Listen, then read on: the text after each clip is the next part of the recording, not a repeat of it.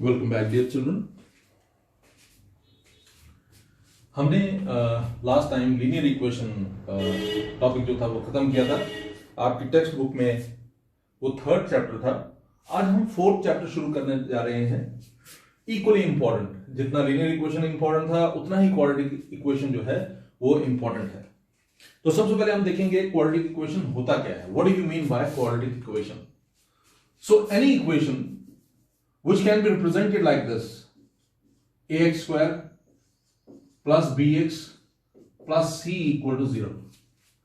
जब मैं linear equation की इंट्रोडक्शन दे रहा था तो मैंने उस इंट्रोडक्शन के दौरान आपको क्वाड्रेटिक और क्यूबिक इक्वेशंस के बारे में भी बताया था।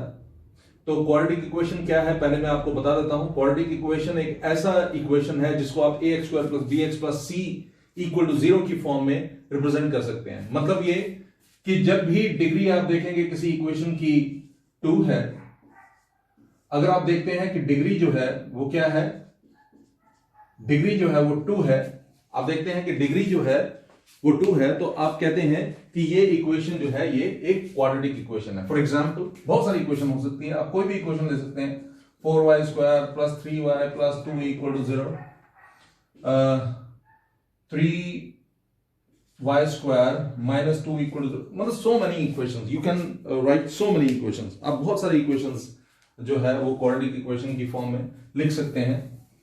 और आपको कभी कभी ये क्वेश्चन भी आता है, आपको एक दिया जाएगा कोई इक्वेशन और आपसे पूछा जाएगा कि क्या ये क्वाड्रेटिक है, और वो कैसे पता लगेगा क्वाड्रेटिक है वो है या नहीं है। आपको देखना पड़ेगा कि क्या उसकी डिग्री 2 है।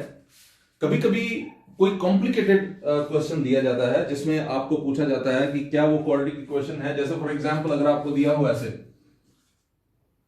2y plus 1/y is equal to 0, आपसे पूछा जाएगा क्या ये क्वाड्रेटिक है, तो आप इसको करके देखेंगे। जरा देखना, 2y स्क्वायर एलसीएम आएगा इसका y, 2y square plus 1 is equal to 0, so 2y square plus 1 is equal to 0। अब ये क्वाड्रेटिक है, ठीक है। अब यहां पर ये क्वाड्रेटिक दिखाई दे रहा है, तो ये क्वाड्रेटिक है, ठीक है जी। तो कभी कभी आपको सॉल्व करके भी चेक करना पड़ता है कि कोई क्वाड्रेटिक है या नहीं। तो क्वाड्रेटिक इक्वेशन को सॉल्व करने के लिए आपके सिलेबस में there are 3 methods. So there are 3 methods to solve a quadratic equation. पहले वाले को हम बोलते हैं फैक्टराइजेशन मेथड, फैक्टराइजेशन मेथड, ठीक है। दूसरे को हम बोलते हैं कंप्लीटिंग स्क्वायर मेथड, ठीक है। ये 3 मेथड्स है। और तीसरा जो है वो है फॉर्मूला मेथड। इसमें हम फॉर्मूला यूज में लाते हैं। पहला तो कंप्लीटिंग स्क्वायर मेथड, पहला तो फैक्टराइजेशन है, आप फैक्टराइज करते हैं और फिर सॉल्व करते हैं। दूसरा मेथड जो है उसको हम कंप्लीटिंग स्क्वायर मेथड कहते हैं, और तीसरा मेथड जो है उसको हम फॉर्मूला मेथड कहते हैं। तो सबसे पहले आज जो हम करने जा रहे हैं ये है फैक्टराइजेशन मेथड। तो आज जो हम पकड़ेंगे वो क्वेश्चंस फैक्टराइजेशन से रिलेटेड हैं। किस तरह से फैक्टराइजेशन से आप किसी क्वाड्रेटिक इक्वेशन को सॉल्व कर सकते हैं। तो मैंने यहां पर ये 6 क्वाड्रेटिक इक्वेशंस दी हुई हैं। किसी भी पॉपुलर रिफ्रेशर में आप देखेंगे आपको इस तरह की क्वेश्चंस जो है आम मिल जाएंगे। ये जो 4 क्वेश्चन है, इस तरह के क्वेश्चन तो आपको टेक्स्ट बुक में भी मिल जाएंगे। ये 4 जो है ये तो आपको इस तरह के, मतलब सेम नहीं, इस तरह के आपको टेक्स्ट बुक में भी मिल जाएंगे। और ये 2 मैंने एक्स्ट्रा लिए हैं किसी पॉपुलर रिफ्रेशर से। तो अब चेक करते हैं कैसे आप सॉल्व कर सकते हैं। How to find the value of x for these quadratic equations. आप x की वैल्यू किस तरह से इन क्वाड्रेटिक इक्वेशंस में निकालेंगे। तो मेथड सिंपल है, फैक्टराइजेशन बड़ी बार आपने किया होगा। तो देख लीजिए, 3x square minus 2√6x plus 2 equal to 0, ये पहला है, ठीक है जी। मैं पहले से आपके लिए शुरू कर रहा हूं। तो देखेंगे, आपको याद होगा फैक्टराइजेशन कैसे करते हैं। ये 3 है, ये 2 है, तो 3 2 आपको देखना है 6 होता है ना। 3 2 होता है 6। अब आपको मिडिल टर्म को स्प्लिट करना है इस तरह से कि उसको मल्टीप्लाई करने पर 6 आए और प्लस या माइनस करने पर ये आए। तो देखिए जरा मैं इसको किस तरह से लिख रहा हूं, 3x square plus 2 equal to 0। ये तो सेम रहेगा, मिडिल टर्म को स्प्लिट कर रहा हूं कैसे, -√6x माइनस √6x। जिनको मिडिल टर्म स्प्लिट नहीं करना आता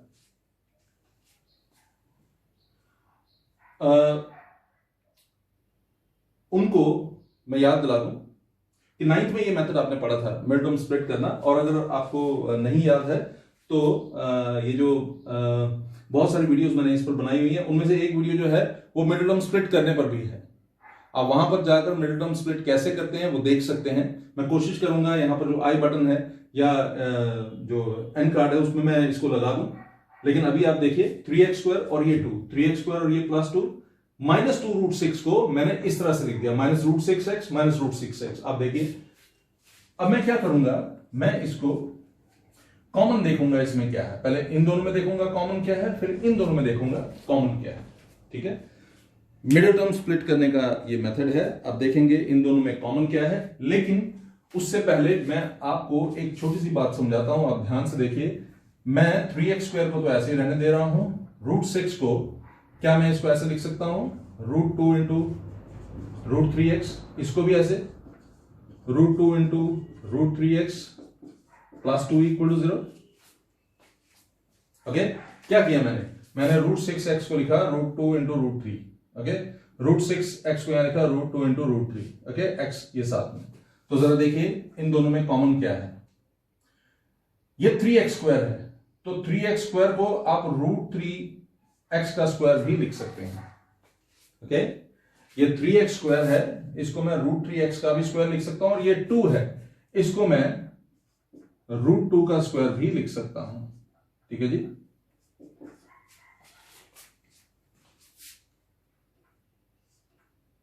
ओके। देखिए क्या किया मैंने 3x स्क्वायर को √3x का स्क्वायर लिख दिया, मैंने 2 को √2 का स्क्वायर लिख दिया, √6 को √2 इंटू √3 कर दिया, √6 को √2 इंटू √3 कर दिया। अब देखिए इन दोनों में कॉमन क्या है, √3x दोनों में कॉमन है, पीछे क्या बच गया x। ठीक है जी, √3 दो बार है, √3 एक निकाल लिया तो एक √3 भी बच गया, x दो बार था, एक x आपने निकाल लिया, एक x भी बच गया। इसमें से √3x आप निकाल चुके हैं, √2 बच गया। इन दोनों में से आपने यहां 2 √2 है, यहां पर एक है, एक √2 आपने कॉमन ले लिया, पीछे क्या बच गया, √3x minus √2 is equal to 0। अब देखिए आपको मैंने बताया हुआ है मिडिल टर्म जब स्प्लिट करना होता है तो उस मेथड में ये वाला पार्ट और ये वाला पार्ट सेम आना चाहिए, और देख लीजिए आपका सेम आया है। अगर सेम नहीं आया तो फिर आपका गलत होगा। तो ये वाला पोर्शन जो है कॉमन है, √3x माइनस √2 यहां पर भी है, यहां पर भी है, एक ले लिया, पीछे बच गया आपका √3x और ये वाला माइनस √2 इक्वल टू 0। ठीक है जी, ठीक है, either this is equal to 0, √3x minus √2 is equal to 0, और this √3x minus √2 is equal to 0। तो इसका मतलब है x is equal to √2 upon √3 और x is equal to √2 upon √3। दो बार सेम आइडेंटिकल टर्म्स आए हैं, √2 अपॉन √3। ठीक है जी, बड़ा सिंपल था ये, आपने कुछ नहीं करना। आपने ये मेथड जो है 8th 9th में पढ़ा हुआ है, मिडिल टर्म स्प्लिट कैसे करते हैं मैंने जैसा आपको बताया। अगर आपने नहीं पढ़ा हुआ है, आपको नहीं याद है, तो यहां पर ऊपर एक आई बटन होगा, आप उसमें देखिएगा, चेक कीजिएगा, वहां पर मैंने बताया हुआ कि मिडिल टर्म को कैसे स्प्लिट करते हैं। ठीक है, तो ये रूट वाले हैं, मिडिल टर्म को कैसे स्प्लिट करते हैं। ये -2√6 है, x है, तो इसको -√6x माइनस √6x करके आपने लिख लिया। √6 को √2 इंटू √3 लिखा जा सकता है, 3x स्क्वायर को √3x का स्क्वायर लिखा जा सकता है, दोनों में कॉमन था √3x, पीछे बचा √3x माइनस √2, और यहां दोनों में √2 कॉमन ले लिया आपने माइनस में, और पीछे बच गया √3x माइनस √2, और फिर आपने सॉल्व किया and you got your answer. एक और इसी तरह का क्वेश्चन हम ले रहे हैं, यह है 3√5x square, 3√5x square plus 25x minus 10√5 is equal to 0।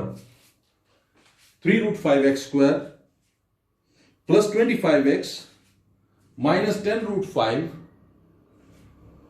Equal to 0। तो अब हम देखेंगे इसको हम किस तरह से सॉल्व कर सकते हैं। मिडिल टर्म स्प्लिट करना है इसमें भी। तो मिडिल टर्म की खास बात ये होती है कि ये पहला एक्स स्क्वायर का और ये कांस्टेंट ये सेम रहता है, ठीक है जी, इक्वल टू 0। अब देखिए इसको पूरे को और इस पूरे को मल्टीप्लाई करने पर क्या आ रहा है, 3 × 30 √5 और √5 5 35 150, आपके पास आ गया 150। अब आपने इस मिडिल टर्म को इस तरह से स्प्लिट करना है कि मल्टीप्लाई करने पर तो 150 आए, लेकिन प्लस या माइनस करने पर आपके पास 25 ही आना चाहिए। तो मैं इसको 30x माइनस 5x लिख रहा हूं। 35 का 150 जो कि इनको मल्टीप्लाई करके आया, और 30x minus 5x 25x। Okay, तो चलते हैं आगे। अब आगे देखिए इसको हम क्या करेंगे। ये है 3√5x square plus 30x minus 5x minus 10√5।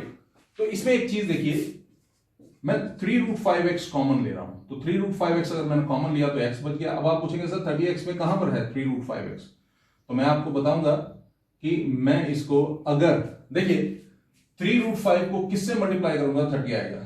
3√5 को अगर मैं 2√5 से मल्टीप्लाई कर दूं तो 3 2 6 √5 × 5 5 5 6 30, तो ये आपके पास आएगा 2√5x।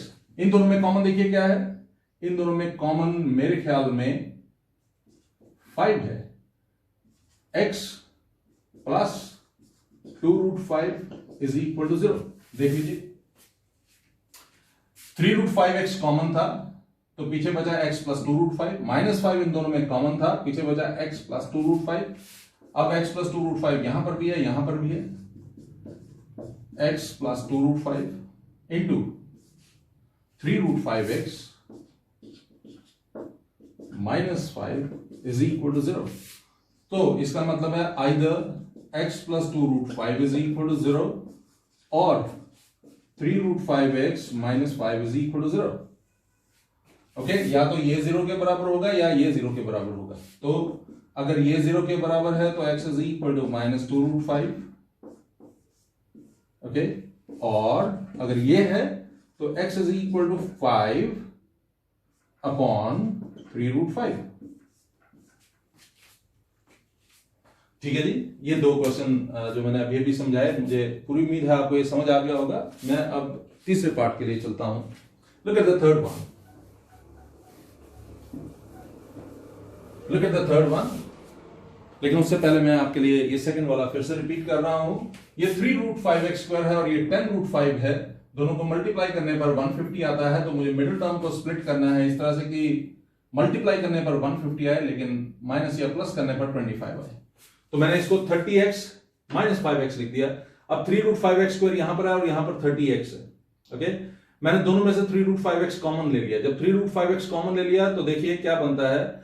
अच्छा, क्वेश्चन आपके पास हो सकता है कि 30x से 3√5x कैसे कॉमन लिया, तो उसका आंसर ये है जो मैंने आपको यहां पर करके दिखाया था। ये जो 3√5x है और 2√5x है, दोनों को मल्टीप्लाई करने पर एक्चुअली 30 बनता है। देख लीजिए 3 2 6 √5 × √5 5 5 6 30। ओके, ऐसे ही यहां से मैंने -5 कॉमन लिया और इसको इस तरह से सॉल्व कर लिया। अब आपके पास थर्ड पार्ट जो है वो क्या है, वो है थर्ड पार्ट।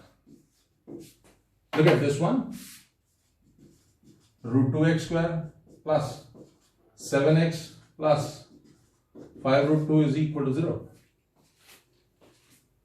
ये आपके पास थर्ड पार्ट है। √2x square plus 7x plus 5√2 equals to 0. ये भी सिंपल है। तो आपको मैं एक छोटी सी बात समझाता हूं। आप देखिए √2x स्क्वायर जैसा कि मिडिल टर्म स्प्लिट करने में हमें चाहिए होता है, ये पहले वाला तो सेम रहेगा और ये कांस्टेंट टर्म भी सेम रहेगा और इक्वल टू 0। ठीक है, अब ये 7x है। √2 और 5√2 को मल्टीप्लाई करिए, अब 10 आता है। तो मैं 7x को 5x + 2x लिख सकता हूं। ओके, आप 2x + 5x इस तरह से भी सॉल्व कर सकते हैं। अगर आप 2x + 5x लिखेंगे उससे भी सॉल्व हो जाएगा। 5x plus 2x, 2x plus 5x, कैसे भी करके आप इसको सॉल्व कर सकते हैं। मैंने इसलिए ऐसा कर लिया क्योंकि यहाँ पर √2 था और यहाँ पर 5 था, कॉमन निकालने में थोड़ा सा आसान रहता है। खैर √2x स्क्वायर और 2x में कॉमन होगा √2x, तो ये हो गया x। अब आप पूछेंगे सर 2 में कैसे √2 कॉमन है, तो 2 होता है √2 का स्क्वायर, तो √2 का स्क्वायर में से √2 आप बाहर ले चुके हैं, तो पीछे बचा √2 और यहां पर 5x और 5 √2 में 5 common, x plus √2 is equal to 0। देख लीजिए ये x प्लस √2 है, ये भी x प्लस √2 है। अब आइदर ओके x प्लस √2 और √2x plus 5 is equal to 0 हो गया आपका, ठीक है। अब आइदर x प्लस √2 इज 0 और √2x प्लस 5 इज 0, तो जो भी है अगर ये 0 है तो x होगा माइनस √2 और x is equal to minus 5 upon √2।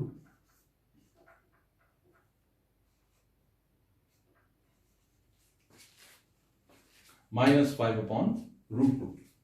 तो ये आपका तीसरा पार्ट था। मुझे उम्मीद है कि आपको ये समझ आ रहा होगा। अब थोड़ा सा और आगे चलते हैं। अगला क्वेश्चन जो है वो सिंपल है, पर दो तरीकों से आप उसको कर सकते हैं। मैं मेथड नहीं बोल रहा, मेथड तो यही 3 है आप जो करेंगे, factorisation, completing square method.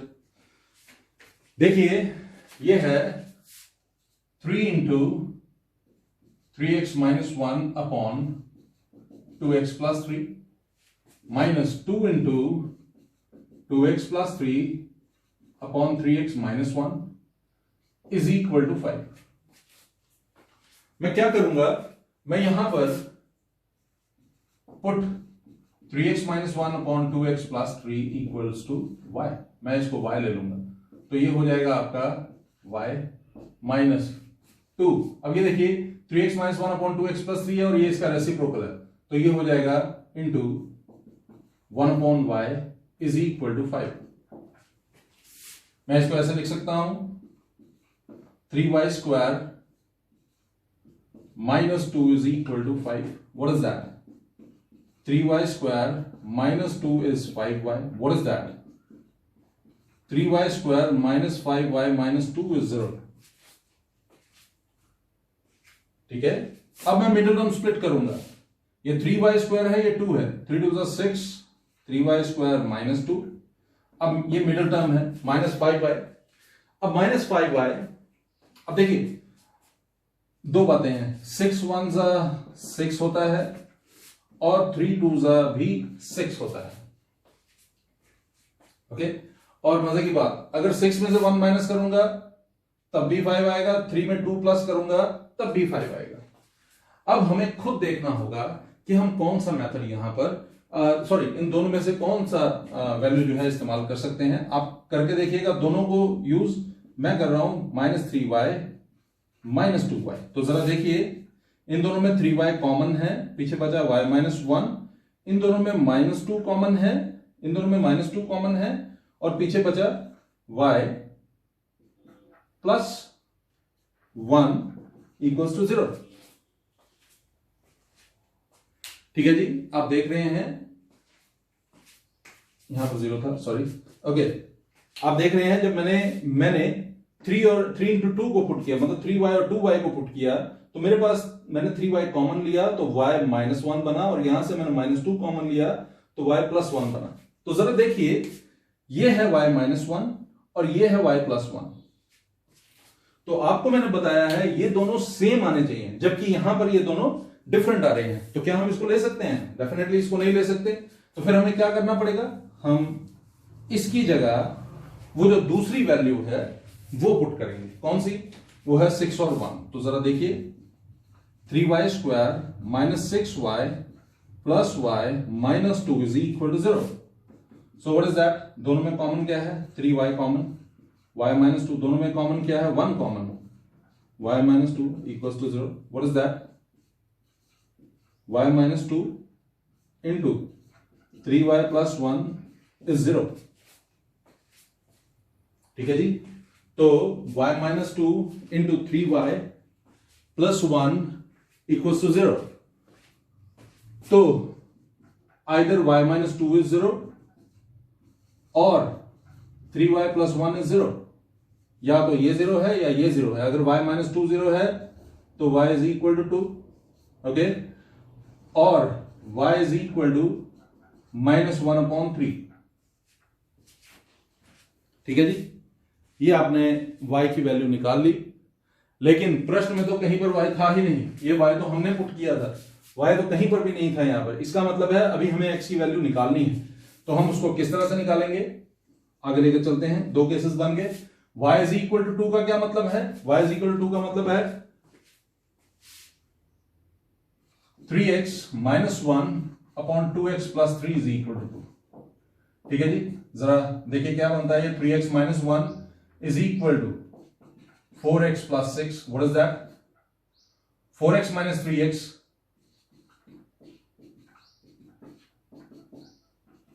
is minus x 7.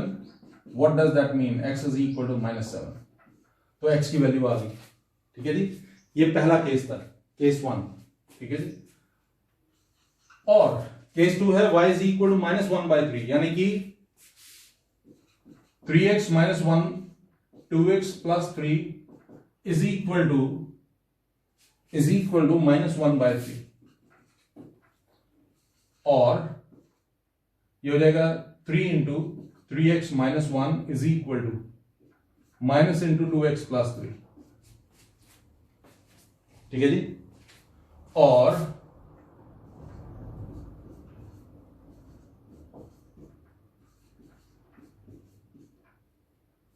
Nine x minus 3 is minus 2x minus 3, और 9x plus 2x minus 3 plus 3, ठीक है जी। तो x is equal to minus 7 एक आंसर है आपका, और दूसरा आंसर क्या होगा? 7x is equal to 0। What does that mean? That means x is equal to minus 7 और x is equal to 0/7, it is 0। तो ये दो आंसर्स आपके पास आ गए। आपके पास एक आंसर आया x is equal to minus 7 और दूसरा आंसर आया x इज इक्वल टू 0। आप एक बार दोबारा से समझ लीजिए। मैंने क्या किया, 3x माइनस 1/2x प्लस 3 था, और ये 2x plus 3 into 3x minus 1 था। तो मैंने इन दोनों को y पुट कर दिया, तो ये हो गया 3y माइनस, ये इसका रेसिप्रोकल था तो ये 1/y हो जाएगा, ओके। एलसीएम लेंगे y, 3y square minus 2 is equal to 5, 3y square minus 2 और ये y उधर चला जाएगा तो 5y हो जाएगा। 3y square minus 5y minus 2 is equal to 0। अब आप क्या करेंगे, मिड टर्म स्प्लिट करेंगे, तो आपके पास y माइनस 2 और 3y प्लस 1 आ जाएगा।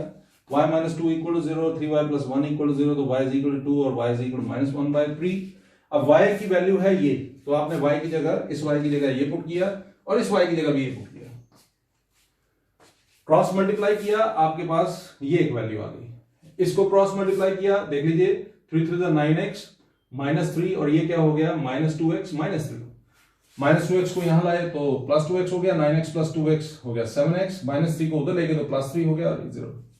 सो in this way we get two values in this case, ठीक है जी। अगला क्वेश्चन भी बहुत ही सिंपल है, लेकिन हो सकता है आपको थोड़ा सा कॉम्प्लिकेटेड लगे। है सिंपल है, पर फिर भी क्योंकि एक अलग तरह से इसको करना है, इसलिए हो सकता है थोड़ा सा आपको कॉम्प्लिकेटेड लगे। तो जरा देख लीजिए क्वेश्चन क्या है। It is this is the fifth one, okay.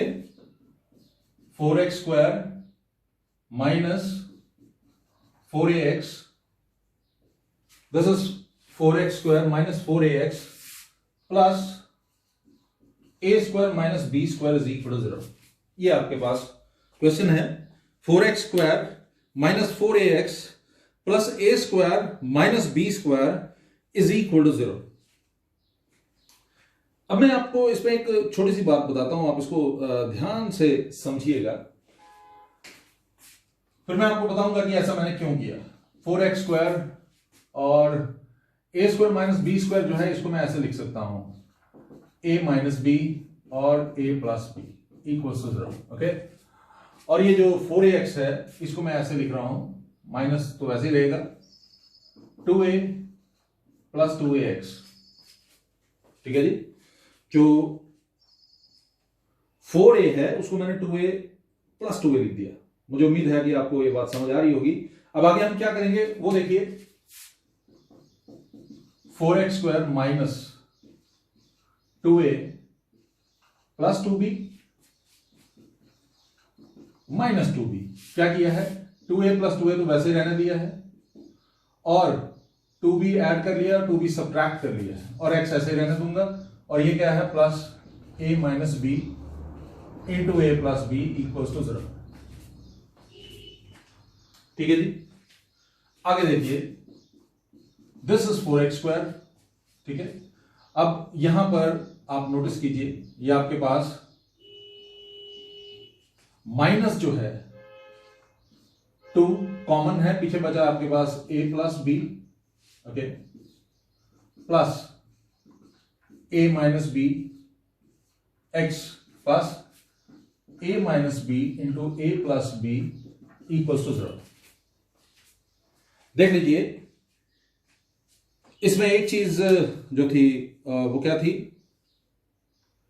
-2 वो सब में कॉमन है।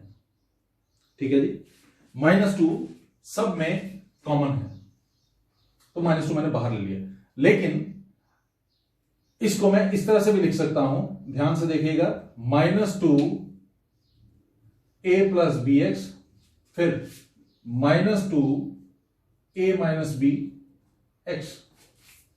ठीक है जी, सिर्फ आपको समझाने के लिए, क्योंकि -2 इसमें कॉमन था और फिर उस -2 को आप इस तरह से भी लिख सकते हैं, -2 जो कॉमन लिया पहले a प्लस बी के साथ, फिर -2 जो कॉमन लिया उसको a माइनस बी के साथ आपने रख दिया।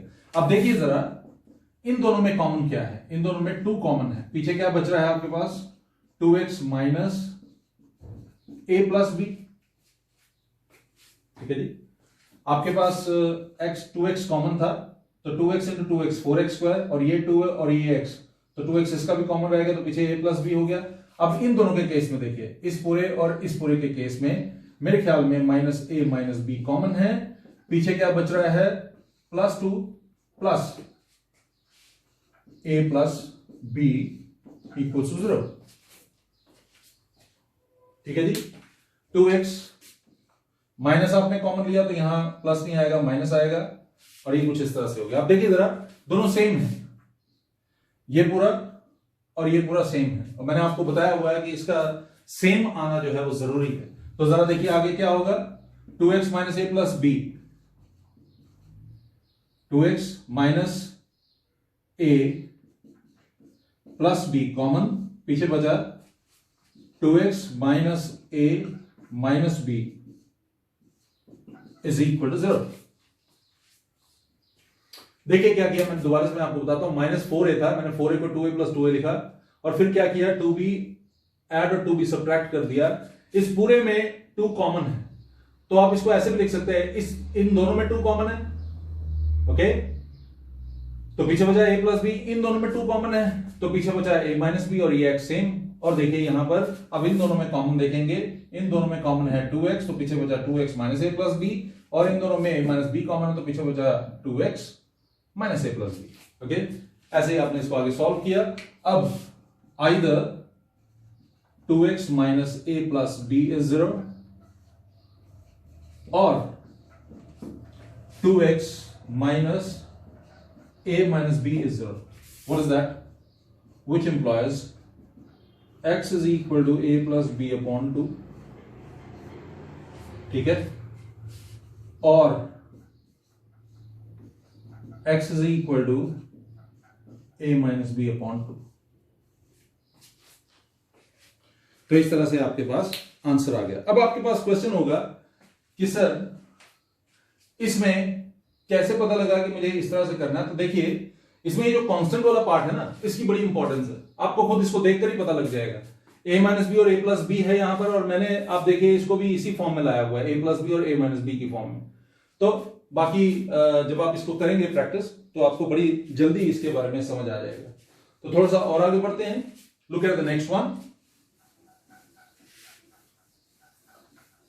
ये पार्ट भी जो अभी मैं समझाने जा रहा हूं ये भी फिफ्थ वाले की तरह थोड़ा सा कॉम्प्लिकेटेड है, लेकिन आपको बड़ी जल्दी समझ आ जाएगा अगर आपको वो पार्ट समझ आ गया है तो 9x² minus 9a plus bx plus 2a² plus 5ab plus 2b² is 0। ठीक है जी, इज इक्वल टू 0।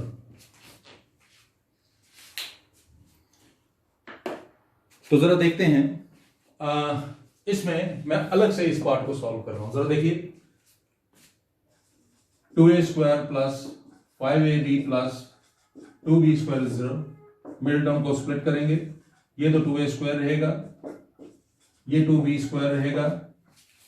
ठीक है जी, और बीच में मुझे लाना है 5ab।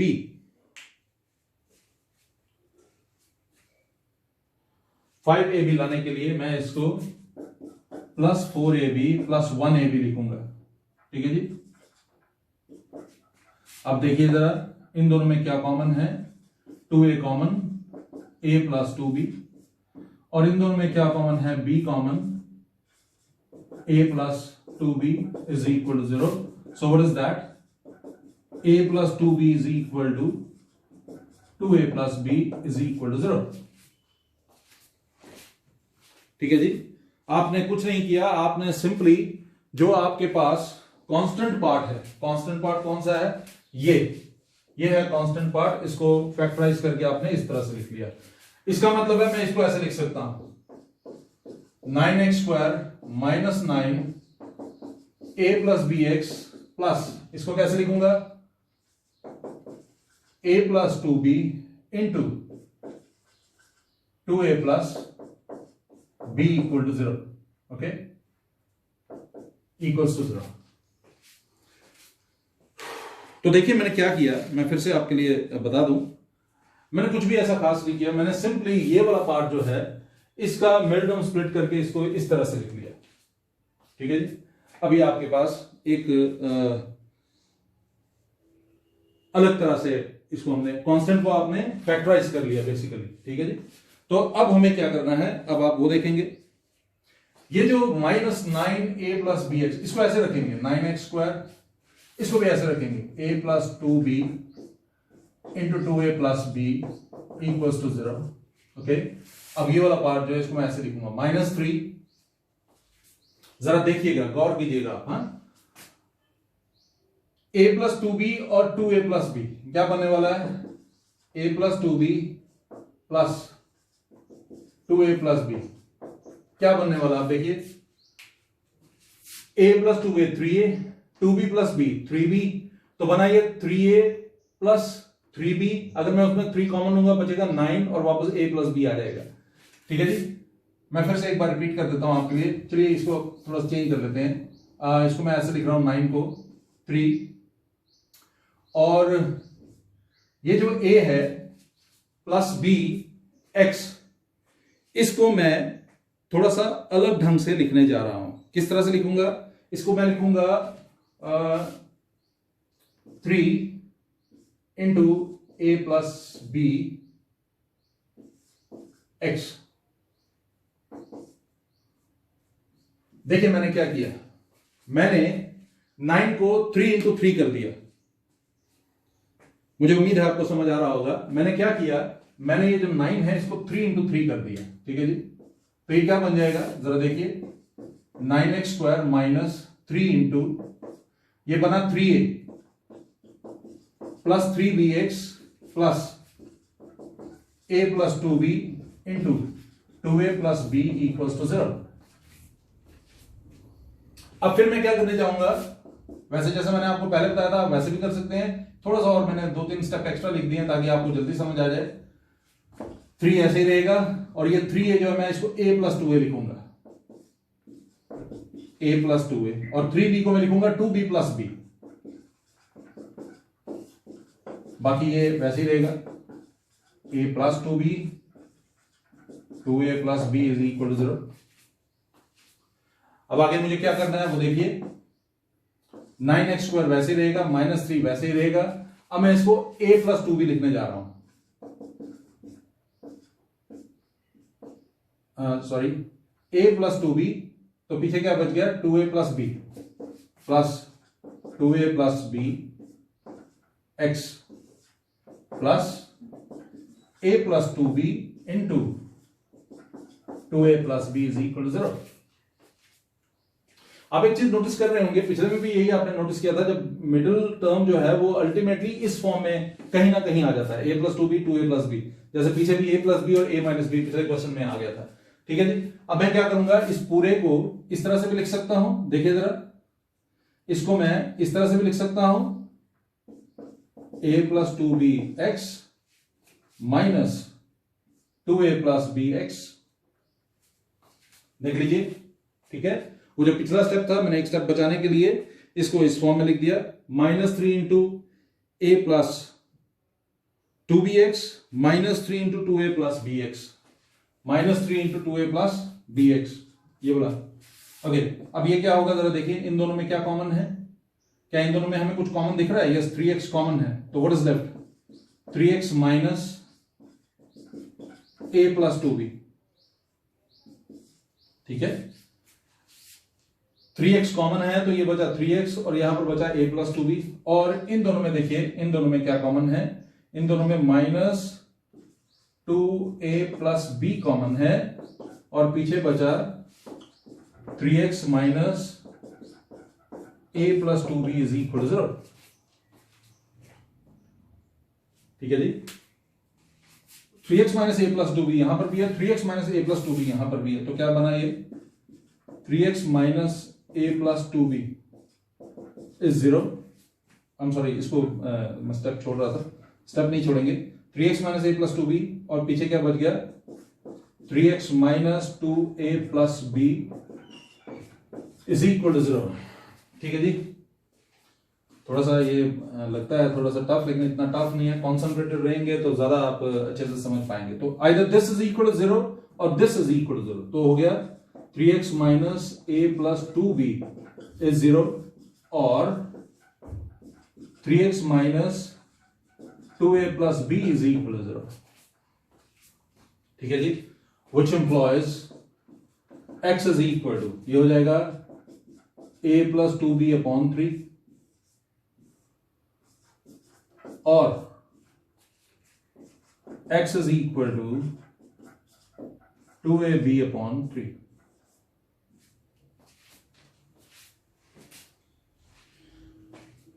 मैं एक बार फिर से आपको ये टॉपिक समझा देता हूं, ये मेथड समझा देता हूं। इसमें क्या है, 9x² और ये दिया हुआ है, आपने इसको पहले ही मिडिल टर्म स्प्लिट कर लिया। जब आपने मिडिल टर्म स्प्लिट किया तो बनाया a+2b इंटू 2a+b। ओके, मैंने आपको पीछे भी बताया था कि जो मिडिल टर्म है ये कहीं ना कहीं इस फॉर्म में आ जाता है। ओके, 9 को हमने 3 इंटू 3 लिख लिया और a+b को वैसे ही रहने दिया x। अब 3a+3b बन जाएगा, ये 3a+3b को मैंने a+2a और 3b को 2b+b लिख लिया, a+2a और 2b+b। ओके, तो अब मैंने अरेंज करना है, a+2b कर लिया और 2a+b कर लिया। ऐसा क्यों किया, ऐसा आप यहां पर देखकर कर सकते हैं कि a के साथ 2b है तो a के साथ 2b कर दिया, 2a के साथ b है तो 2a के साथ b कर दिया। ओके, अब इन दोनों में कॉमन था ये, इन दोनों में कॉमन था ये, और फिर आगे आपको जिस तरह से कॉमन लेकर सॉल्व करना था, आप बिल्कुल उसी तरह से इसको सॉल्व करेंगे। थोड़े से टॉपिक ये आपको मुश्किल लगे होंगे, बट इतने मुश्किल नहीं है कि आप इन्हें कर ना पाए। इसमें सबसे बड़ी प्रॉब्लम है कि आपको बड़ा ही ध्यान से यहाँ पर कॉमन लेने पड़ते हैं, बड़े ध्यान से आपको मिडिल टर्म को स्प्लिट करना पड़ता है। ये बहुत ज़रूरी चीज़ है। और इसमें एक और चीज़ का ध्यान रखना बड़ा ज़रूरी होता है कि प्लस माइनस के साइन की मिस्टेक ना हो, क्योंकि प्लस माइनस का एक छोटा सा डिफरेंस जो है वो पूरे क्वेश्चन को गलत कर देता है। मुझे पूरी उम्मीद है कि आपको ये टॉपिक अच्छे से समझ आया होगा। क्वाड्रेटिक इक्वेशन का ये पहला लेक्चर है।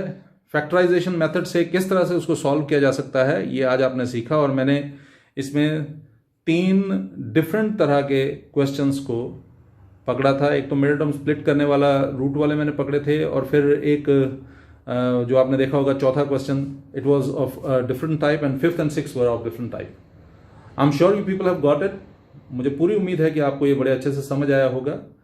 प्रैक्टिस कीजिए, परफेक्ट बनिए, एटलीस्ट परफेक्ट बनने की कोशिश जरूर कीजिए। Good day, take care, bye.